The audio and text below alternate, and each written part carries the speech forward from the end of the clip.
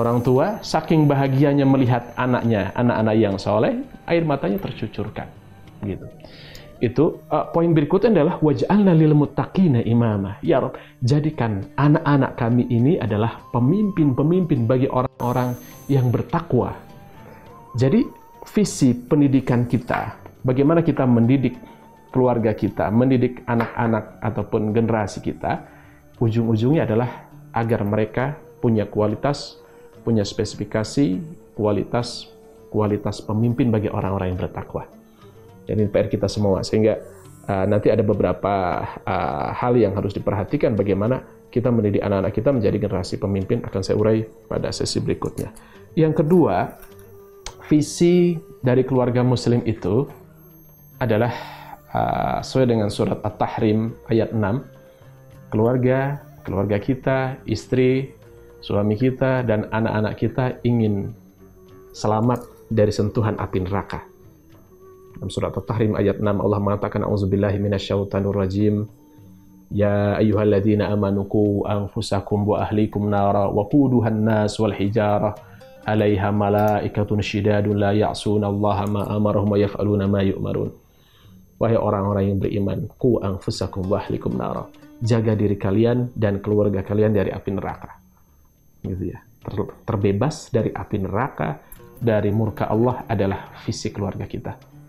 Jadi hadirin, kalau hari ini kita sudah mendidik anak-anak kita, sudah sukses, mereka sudah lulus dari jenjang pendidikannya, ya sudah menjadi sarjana seumpamanya, sudah sukses, maka kita harus cek ini.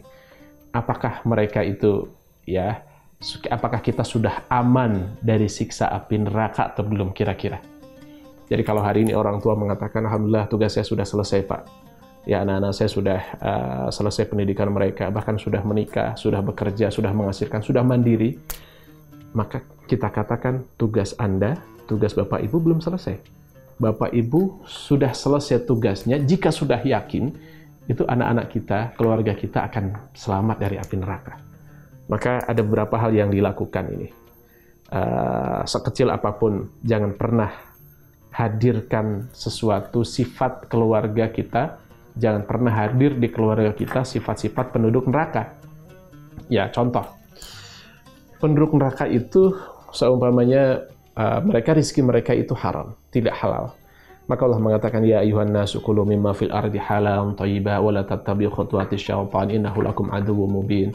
Wahai seluruh manusia, makanlah dari rezeki yang halal dan thayyib. Jangan ikuti langkah-langkah syaitan. Jadi jangan sampai ada perbuatan syaitan hadir di rumah kita, gitu ya. Dan ayat sebelumnya adalah kulu mimma fil ardi halalan thayyiban.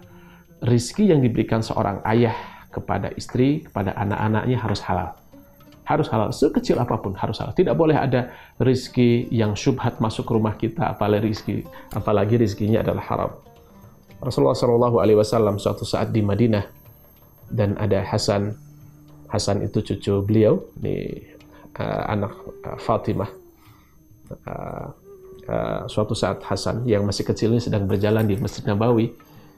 Kemudian kita tahu di Masjid Nabawi itu adalah tempat penyimpanan ini ya, kurma-kurma zakat, kurma sodakoh disimpan di situ.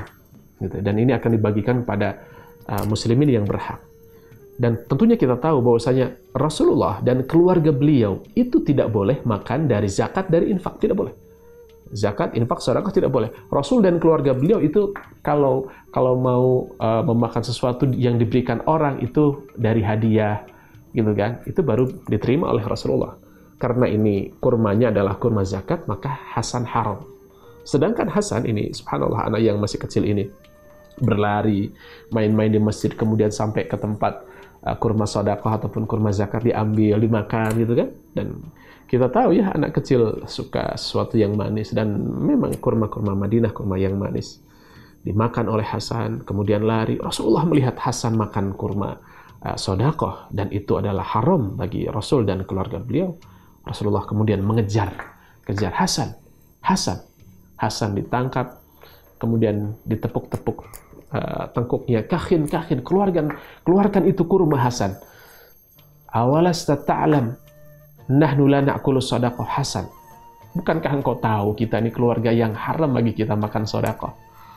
Di seluruh keluarkan tidak mau keluar, maka Rasulullah memaksa untuk membuka mulut Hasan, diambil kurmanya kemudian dikeluarkan. Maka subhanallah, pelajaran penting bagi kita, ini visi keluarga muslim adalah keluarga yang selamat dari api neraka. Jangan pernah ada sesuatu yang sifat ahli neraka hadir di rumah kita. Maka kita tahu anak sekecil Hasan saja yang seharusnya ini belum mukallaf, tapi untuk hal yang haram tidak ada kompromi. Maka di dalam hadis Rasulullah, qululah min nabata min haram fannaru aula bih.